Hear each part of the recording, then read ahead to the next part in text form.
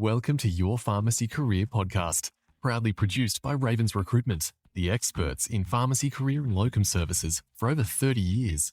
Every episode is your gateway to new opportunities in the pharmacy profession. From expert advice to inspiring success stories, we're here to spark ideas, guide your career, and help you achieve your goals. Stay tuned. The next step in your pharmacy journey starts here. Welcome back to Your Pharmacy Career Podcast. I am your host, Christy Lee Patterson, and today my guest is Iraq, the locum pharmacist based in Sydney and the man behind Clutchest Pharmacist, where he's been educating and entertaining pharmacists like me online. So thank you, Iraq, for joining us today on the podcast. It's a pleasure. Thanks for the invite. Yeah, happy to be here and can't wait to unravel a lot of things on this podcast. Perfect. To tell us a little bit about how you got into becoming pharmacist. Yeah, this one's actually very interesting. So in year 12, I actually didn't know what I wanted to do. I just knew that I had a passion towards medicine or health field. I just wanted to educate people, I guess, as a whole. I just found it really enjoyable to teach people about science, bacteria, etc. So I knew it had to do with the medicine field.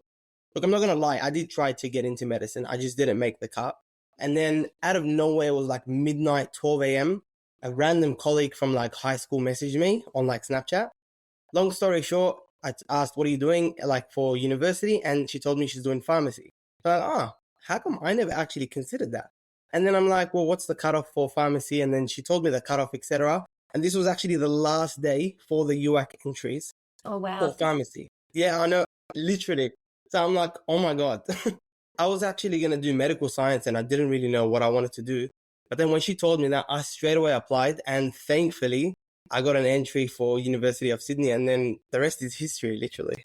Yeah, wow. Well, that obviously, whether you call it divine intervention or something like that, but that obviously was meant to be. Oh, 1000%. I don't even know how the cards all aligned together. But looking back at it now, I'm just like, thank God for that friend randomly messaging me at midnight. Yeah, wow, that's crazy. So once you finished your degree, you went straight into a hospital internship, that's right? That's right, yeah, I did. So I applied to it and then luckily I got in, but the actual interview process, the whole process itself was extremely competitive. But yeah, I did go into hospital. So why did you want to go into hospital for your internship? Did it seem more prestigious, or you just wanted to apply and see if you could get it? To be honest, there was just a lot of hype around it, right? Throughout pharmacy, yeah. I didn't really know much about hospital.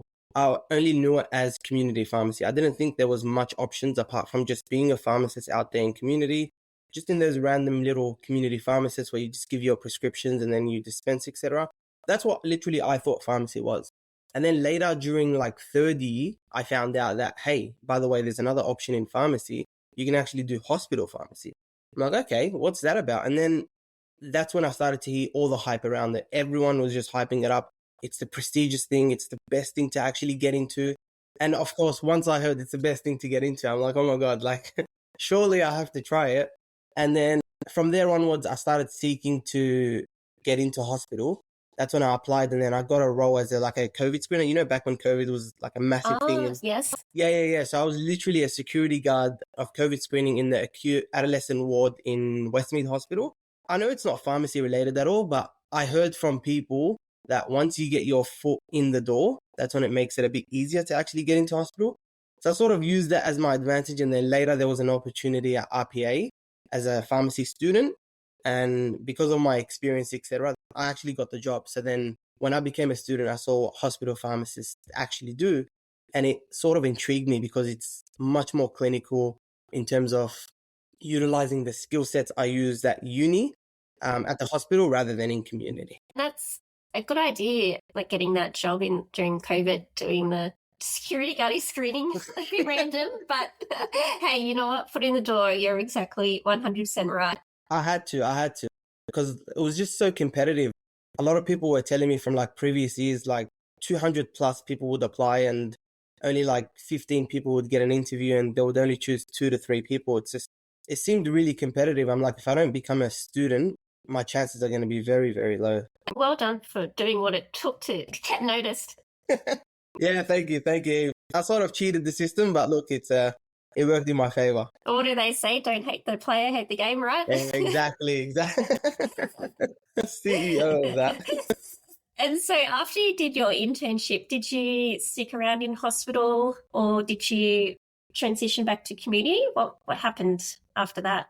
Yeah. So I did 1 year internship at Royal Prince Alfred Hospital, but I didn't actually stick around. And the reason was throughout my hospital internship, it's a great environment, very good clinically. I had so much fun and it just, every single day was sort of a new day. Like I didn't really know what's actually going to come to me. I don't know what kind of patients are going to come to me, what kind of doctors or nurses are going to ask me questions that required me to think on the spot.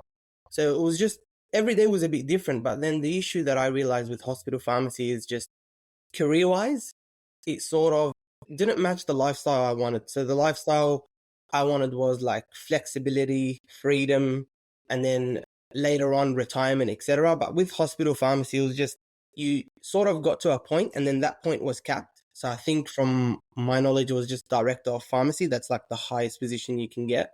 And then even then, it was just like capped at a certain salary class. And like, in my opinion, I'm just like, well, if I'm going to be working that hard to climb through the ranks, because climbing through the ranks is actually hard as well. It's not an easy thing. But once you get to that point, it's just you're capped there. That's pretty much it. And then I just didn't like how it's capped there. So then I saw that there's more flexibility with community pharmacy, with if you can actually become a pharmacy owner, etc. That can actually help you with retirement later down the track. Whereas in hospital, you have to actually stay working there. Yeah, that's really interesting that for someone, I guess, so technically early in their pharmacy journey to start thinking about retirement and and setting yourself up. So I'm sure a lot of people are probably not worrying about that, but they probably should. Yeah. Look, I'm not going to say I was trying to be a millionaire or anything, but Yes. I was just like, well, what do I need to do to fast track my career? Is this something, should I actually waste 5 more years just to explore what it is, or should I find out as much as I can? And that's what I did during internship, right? I actually found out as much as I could. If you asked me initially before internship, would I stay in hospital? I probably thought yes. I initially thought, I liked the job. It was really clinically rewarding, challenged me every day. And that's what I like. That's what I strive to anyways, the challenges towards the job. I think when you're early in your pharmacy career, that's when you have the ability and, as you say, freedom to try new things and get out and seek different adventures. And so you started going back to community pharmacy, working full time, and then you moved into a management role quite quickly. Is that correct? Yeah, that's right. So after I left hospital, I got a pharmacist role, and then within like maybe a week, I became pharmacist in charge. Oh, wow. That's really fast. Yeah, it was insanely fast. I'm not going to say it was just, I was that good. No. But it was just like an opportunity came about, and the owner had 2 pharmacies. One of the pharmacies wasn't really managed by anyone. So I had the experience to actually go and become pharmacist in charge straight away. So then I had like a technician with me, or like an assistant more so. So I was basically doing things that you don't usually do first week in. So I just had a bunch of responsibilities and I had to just adapt so quickly to that. So then, I actually started to become pharmacist in charge. Technically, I guess there's no quotations, but it should have been pharmacist manager because I was in charge of rostering for that store as well. But it was actually crazy. So different to a hospital pharmacy. And then within 1 year, that's when I transitioned to become a pharmacist manager at another store. And so for those that are listening, like, what is actually the difference between pharmacist in charge and pharmacist manager? Sometimes people associate pharmacist in charge, you're just the sole pharmacist without the management responsibilities, but you've done both. How do you differentiate the two? Yeah, right. It depends on how many people are working in that store. So like pharmacist in charge could actually mean pharmacist in charge because you're the only pharmacist there. So technically speaking, you are in charge because anything that happens that day, you're the superior. I guess the role sort of changes when there's a retail manager, because I guess you guys will share the role. So you will look after the dispensary, whereas the retail manager will look after the front of shop. Whereas pharmacist manager, not only do you oversee the store, but you're actually managing staff as well. I guess there's like sort of, it's a hit or miss with both of them in saying that both of them have similar attributes. So pharmacist in charge will still tell technicians, assistants that, hey, I need this to be done, I need this to be done, communicated from the pharmacy owner, etc. Whereas a pharmacist manager also, majority of the time, looks after the rostering as well. So they're overseeing rostering, annual leave, accepting shift changes. If something happens throughout the day, they need to more so communicate that with the next up, which is probably the pharmacist manager in this point. So I guess there's more responsibility with a pharmacist manager. Apart from rostering itself, honestly, I feel like they're extremely similar, at least from when I was a pharmacist in charge versus pharmacist manager. It's just, I guess, the rostering and the burden of if staff call in sick, etc., you're going to have to deal with it last second. You're going to have to make phone calls. I guess it just added on a bit more stress in that regard. Yes. Literally. Is there a moment in time that you can remember that really tested you or really taught you something? Yeah. Funny that you say that. My whole personality as a whole is just sort of friendly, bubbly kind of thing, and I go with the flow. So like anyone I work with, I sort of get along with them, right? The issue here is when I become that pharmacist manager, like sometimes I have to dull myself down a bit, and it's really hard for me to like actually try to get things done. You know, you try to say things in a nice way to like some people, but then obviously they might not take it in the same way as if someone actually said it in a more stricter tone or in a more like not actually a question. It's more like a statement. I need this to be done.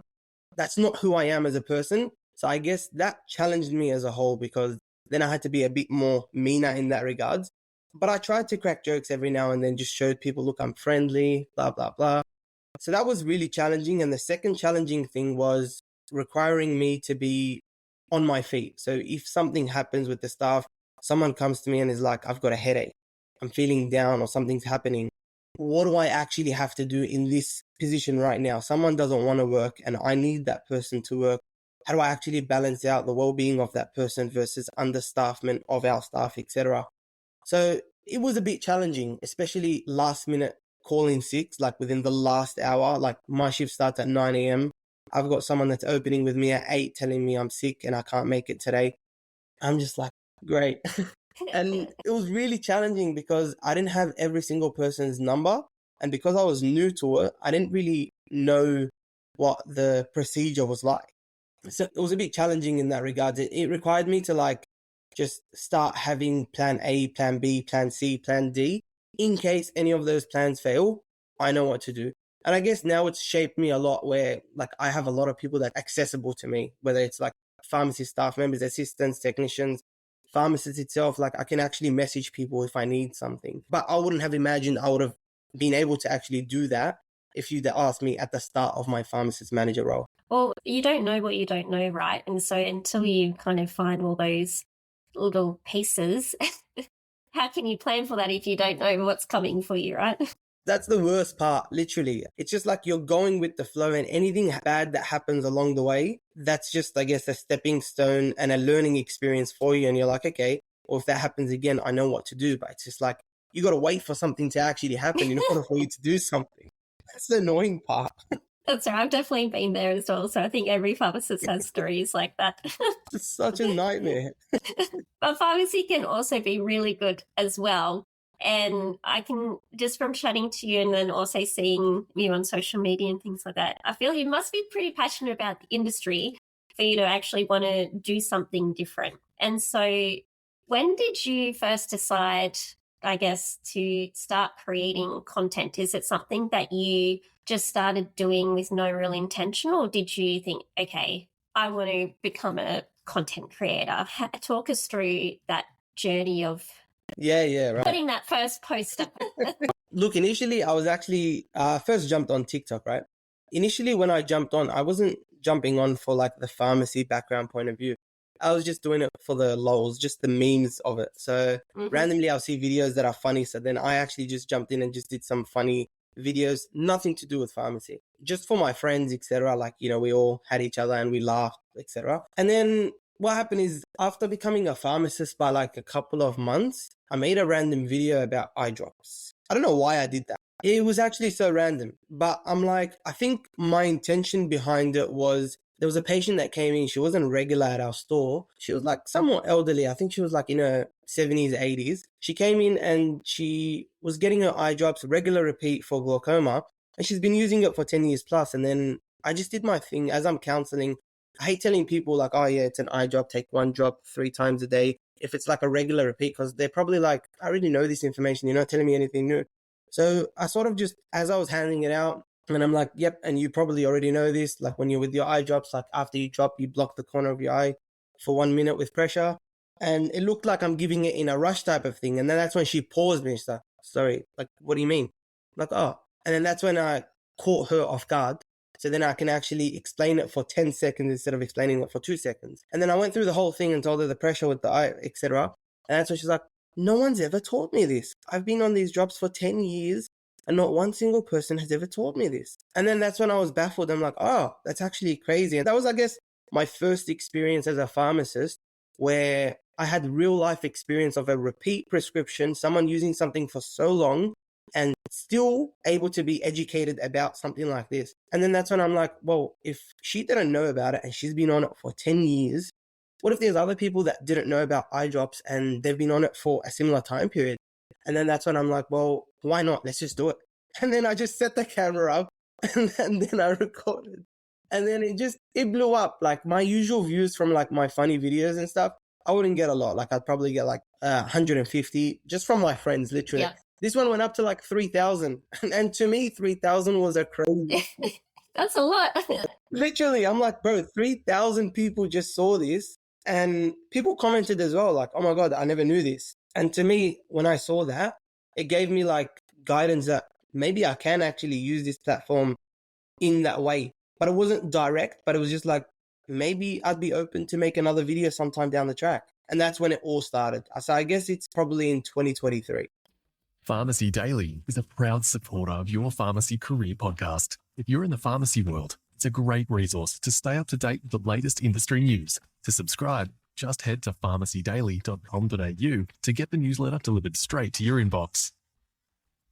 It's interesting then, like if that was when your first post from the pharmacy perspective came about and you were talking about doing some funny TikTok videos and things like that. I think everyone was doing that sort of post-COVID, right? So to do it, yes. Literally. It was so boring. You had to do something and we were like trapped in our houses. Yeah. So I'm pretty sure, I had a TikTok account as well, and my stepdaughter at the time made me do this stupid like gliding lights dances and stuff like that. Oh, no. Don't worry, I deleted that account. Oh, okay, good. I was going to say, can't find them. I was going to stalk her right now. But I guess, now it's like 2026. It's been 3 years since that original eye drop video. And I guess like sometimes when they're looking at other people's accounts and they see that they've got all these followers and doing this stuff, it's like, oh, wow, like I want to be like that and it's just going to happen overnight. But this is like 3 years, 3 years in of doing this. So I guess from that eye drop video to now, I'm assuming there's been a bit of a shift in like the content that you're creating now. How did that journey come about? So that's a great question and something I'm conflicting with myself at this moment. My problem is I don't have like a particular niche. I'm not targeting a specific audience group. It's so weird. Like if you see my journey, initially it started with education. Like I'm a pharmacist, let me educate people. And then from that point it changed, and that was just education in terms of anything. And then it changed to ADHD. So I started educating. Okay. Yeah, I know. So it was just, I guess how I changed these things, it was just more so what's on my feed and what people actually want. So when I randomly scroll, like everyone does, doom scrolling, right? I'll be randomly scrolling and then let's say I just see a video about a random girl or a guy online and they're just posting about how, oh my God, I just got diagnosed with ADHD and I got this. And then when I see this video and I see that, people in the comments are actually complaining of certain similar things, I'm just like, well, hold on. Why don't I actually do a video on this and educate? So then I switched my focus from just educating about anything to going into ADHD to actually help increase the information online about it, accessibility, etc. So then I started making posts about ADHD, right? This was all on TikTok, not Instagram. I wasn't on Instagram before. So then I made a video on ADHD. It blew up. I think one of the first videos I properly made was when there was a shortage on... Oh, yes, that's right. Yeah, there was an actual shortage in end of 2024 on... I can't remember what it was. I think it was Vyvanse or... Yeah, I think Vyvanse was first and then Ritalin after that. Like, I just feel like it's been an ongoing... And it's been ongoing, right? And then there was a shortage at that time period. And I'm like, well, I'm working in a pharmacy and I know this. And my problem is when patients come in and I tell them, I'm so sorry, it's out of stock, they turn around, they're like, oh. And I'm just giving people advice on what to do, etc. So I'm like, well, instead of doing this 7 times a day in the pharmacy, why don't I actually make a video? So I actually make a video about what's out of stock and what ways to actually mitigate those outcomes. So how do you actually work on it? Well, it's out of stock. What do I have to do? So I'm like, I'm just going to educate the people. I posted it at nighttime. I think it was like afternoon, nighttime-ish. Anyways, woke up the next morning, went to work, didn't check my phone, which is weird because I do check my phone, right? I didn't check my phone. It was lunchtime. I got my lunch, started to eat. This was at work. So I started to eat and now I go on my phone. And then on TikTok, it's like 99 plus on the inbox icon. I'm like, that's weird. Like, what's going on? I click on it. And then it's just 99 plus followers, 99 plus comments, 99 plus notifications. And I'm like, what's going on? So I go on my video and I see that he actually had 60,000 views in like the span of 16 hours. Yeah, wow. That's and huge. I was just insane. And I'm just like, what's going on? And I refresh my page and it's just another like 80 people liked my video within the span of like maybe like 30 seconds. And I'm like, oh my gosh. And then it turns out a lot of people had that similar experience and they're like, oh my God, at least this helps me so I can actually prepare. My appointment with my psychiatrist is next week. My appointment is tomorrow. At least I can actually bring this up so I have an alternative in place. So then from that point onwards, I started focusing a bit more on ADHD because people saw me talking about the shortages and then they commented like, I have this issue. How do I actually fix this? And then I'm like, well, you know what? Let me just make this like a series. Like, I'm just going to pick and choose comments that I can help people answer. And then I just started doing that. Then from ADHD, it sort of went on to eczema. So I realized people had eczema issues as well and they commented it down. So I actually went eczema. Then from eczema, I transitioned to like a random pharmacy skit of some sort. So I made it funny and at the same time highlighted like one of the issues that we had in pharmacy. And then from that point onwards, it just got a lot of traction from there. So then I'm like, well, I'll just come back and forth every now and then. I'll do some education type videos. Then I'll do funny skits videos. Then I jumped on Instagram and then it went from there. Yeah.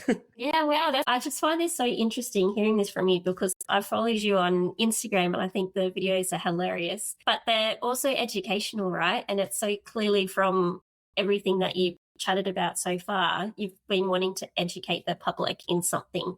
It's not just for the likes. No. Education was like literally my biggest thing. Even till today, I'm just like, well, I just want to educate people, but at the same time, make it engaging. I don't want to do this whole like, oh, this is sertraline.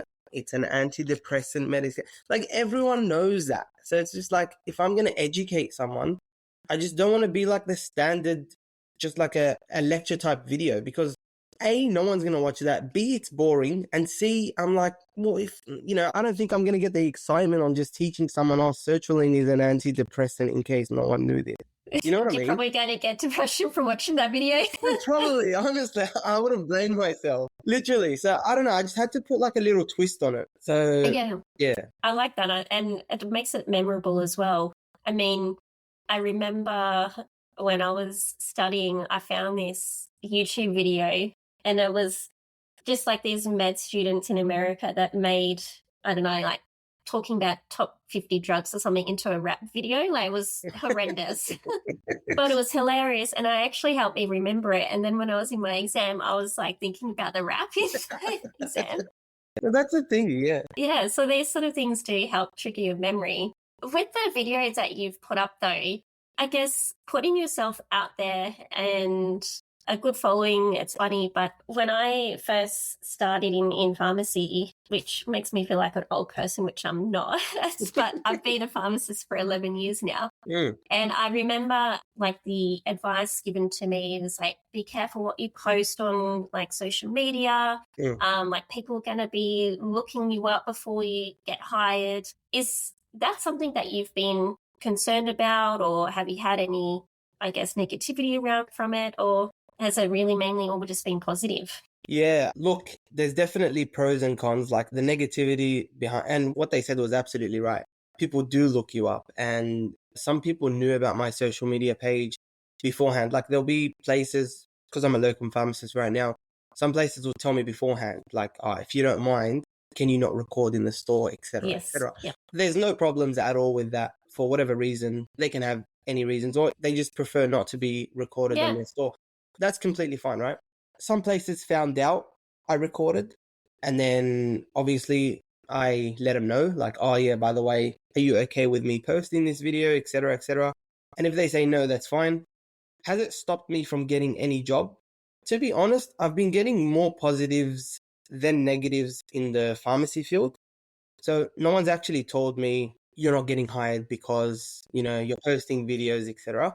That's at least from what they've told me. So if someone actually doesn't accept it and they just haven't told me, then it is what it is, right?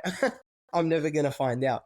But look, it's been very positive. I guess when I go to conferences, it's really positive because when people come to me, it's like people I don't know, but they are pharmacists, etc. And they're like, I love your video. I love how you talk about this, this, and this, because no one actually talks about like what we deal with as pharmacists, etc. People actually share with me secrets. So they told me things that deep down they've been holding. It's like, oh, I've been frustrated about this, but I feel like I can't talk to anyone. But because you talk about this issue, I can actually talk to you about it. So they confide in me. They see me as like a friend. And to be honest, what am I going to do with this? Like expose them online or something? No, I'm not. I'm pretty chill, I promise. But yeah, look, there are people that don't like it. I've had some pharmacists actually message me that told me, oh, just be careful what you post. Like, I know you're very excited with like some of your videos, but it's just the energy that you bring, etc. People are going to relate that to like pharmacists. Is that really the correct representation you want to show about pharmacists? Do you think maybe people would actually take your advice more if you start speaking a bit more respectful? Very, very, very great point. It's absolutely a great point, and it's something that I do reflect about. And do people like all my content? Absolutely not. I don't think it's possible for every single person to like something. There'll always be that one person. Like the other day I made like an education video on like sorry, I forgot to ask, do you practice in New South Wales or? Yes. Yeah, cool. So with prescriptions, the paper prescriptions, how in hospitals sometimes they put that MRN sticker on the prescription. For Schedule 8 for all medications they don't accept it, but for Schedule 8 medications in particular, we had like an incident where, when I didn't know about this anyways, like I emailed Ministry of Health on behalf of the pharmacy to tell them, oh yeah, we still haven't received this prescription, and it was a fax prescription, and I'm just legally notifying you, etc. And then they responded back to me saying, oh, you actually shouldn't even have dispensed that prescription in the first place because there's an actual sticker. And I'm like, oops, like I actually didn't know about this.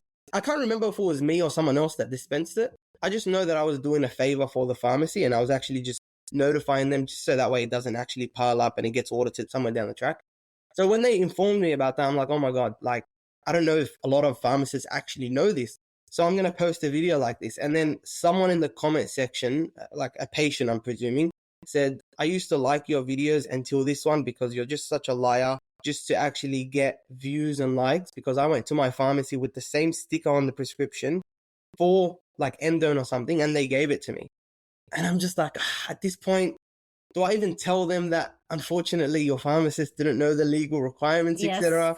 So does everyone agree with my content? No. But do I make it a mission for anyone that disagrees with my content to at least provide them with the evidence and information as to where I found the information or how it actually isn't possible and what I'm saying isn't actually a lie? Of course. And I have this thing where I try to respond to all negative comments on my post. Oh, wow. Okay. Yeah, that's interesting. I try to make it a mission just in case, because some people use their personal experience and they might not like what you say only because they've had negative experience with someone else. So it's like at that point, I can't really tell them, stop being dramatic, etc., etc. I'm not saying that. So then I have to obviously show empathy. And then I just be like, look, what you went through is actually unfortunate. And of course, that's something I wouldn't do. And I'm really sorry that you went through this. And then I'll just start listing things. And then at the end of my listings, I'd probably be like, I'm also sorry that you went through this. But yeah, if you ever want to talk to someone about this, please feel free to DM me if you're comfortable, of course. Yeah. I actually think that's really powerful. I don't know if I would want to do that myself personally, but but it's giving people the opportunity to be heard as well. I think, as you say, that negativity, whether it's online or even just when people are walking into your pharmacy, right, and they might be a bit cranky, a bit tired, you don't know what their experiences have been, what's been going on with them. So it's giving them the opportunity to connect in that different way. That's the problem, like with us, with pharmacists. Unfortunately, I know it's like not the best case scenario, but patients come to us when they're sick, when they're hurting. They're never actually coming to us when they're extremely happy because, at the end of the day, they're coming in for medication. So whatever the reason is, we're always not going to be, I guess, greeted with 100% happiness before they even enter. So we just got to keep that in mind, I guess, when practicing. It's a bit hard. Yeah. Yeah, exactly. That's right. One of the things that I like about your videos is, like, even though some of them are funny, they are educating also the public. So they might be funny for us pharmacists, like, oh my gosh, can relate. That's happened to me like 10 times a day already. But I think the other great thing is that it's also educating patients and customers on maybe those misconceptions. Like there was one that you put about, like having to ask their details and their date of birth and why it takes so long for a script to be done. But like that's all really important. For you, what's probably some of the biggest misconceptions that patients have about what pharmacists can actually do for them? Look, the biggest misconception is probably the same misconception every single pharmacist has on their head when patients actually walk in, and they just think it's a label the box type thing. My doctor's already given me everything. The problem is they see the prescription as a permission slip. Back in school when you went on an excursion and your parents signed the permission slip, they just see it like, okay, this is exactly what I want. Just give it to me and that's it. So automatically, before they actually walk into the pharmacy, some patients actually park in a no parking zone. It's not that there's an issue with the no parking zone, but it's just the mentality. It's the mentality that I know what I'm getting. It's over here. It shouldn't be a rush because I see the box right over there. So I'm going to park here because I know I'm not going to take more than 2 minutes in that pharmacy. They don't factor in so many different things that pharmacists can do. And the thing is, the more they realize that pharmacists can rehash information your doctor missed or even clarify what your doctor said. Some people are actually skeptical about their medication, even after the doctor prescribes it to them. They're not 100% confident they want to take it. Like the amount of people that actually came to the pharmacy and asked me, can I take, by the way, I'm just letting you know, I'm actually 3 months pregnant. It's like, well, why are you telling me this information? Like, have you told your doctor about this? And they're like, yes, I have, but I need a second opinion. And that's what people forget. It's the second opinion that we can actually also provide, and it's for free. Like, people don't pay for this. And it's just, we've gone through a degree where we know so much. Some people forget pharmacists can vaccinate. It's like, well, we can actually vaccinate for a lot of things that you're going overseas with. So instead of booking an appointment and factoring your time period next week or 3 days before your trip, etc., this is something that a lot of pharmacies offer walk-ins. If they need to know, for example, if they need to know a bit about their condition, guess what? A lot of pharmacists can actually educate you about the condition. It doesn't have to be something we know on the top of our heads. Like if it's something that we require research for, that's fine. Give me 20 minutes. I'll do the research that I need and I can tell you. If you want it from the comfort of your home, go home, give me your contact number. I can call you and we can have a consultation on the phone. And it's free. And it's like a lot of these things aren't really offered from a doctor's point of view. And people actually forget that. You have a free service. You've got a blood pressure machine in the store. Some stores offer glucose testing, blood sugar testing. If you don't know how to use your medication, side effects about your medications, or you need an alternative medication and they think the only person to talk to is the doctor, they're actually wrong. Pharmacists have that skill set. And a lot of them are very eager to actually communicate with them. Like, how many times has someone actually come to you and told you, like, I'm actually lost, I don't know what to do with this? Yeah, so many times. And usually it's just giving them the opportunity to actually be heard. That's literally it. So my issue is, and why I also, I guess, started factoring this in through my videos, is a lot of the times I want people to know why pharmacists take long. Like, if in terms of dispensing, etc. Yeah, look, if it's one script and you're the only patient in the store, okay, I understand that. I'll let you complain. But if it's like a bunch of people or a bunch of prescriptions, etc., I need to show them that it's not as straightforward as they think, where it's just like amoxicillin's right here, I'm just going to give it to you. There's the documentation point of view. There's the legal point of views. If pharmacists deny prescriptions, why are they denying prescriptions? Is it like they're gatekeeping the medication from you or something? And all this is said, why? Is to help people know that pharmacists don't have a vendetta against the patient. We actually have the patient's best interest at heart. But at the same time, the only way we can do that is through laws and regulations. Because if there wasn't any, and we just give anything airy-fairy, look at the harm rates throughout Australia would be through the roof. And that's the thing, like, fraudulent prescriptions, there's early supply, overdose of something, there's going to be zero accountability because there's no laws in place.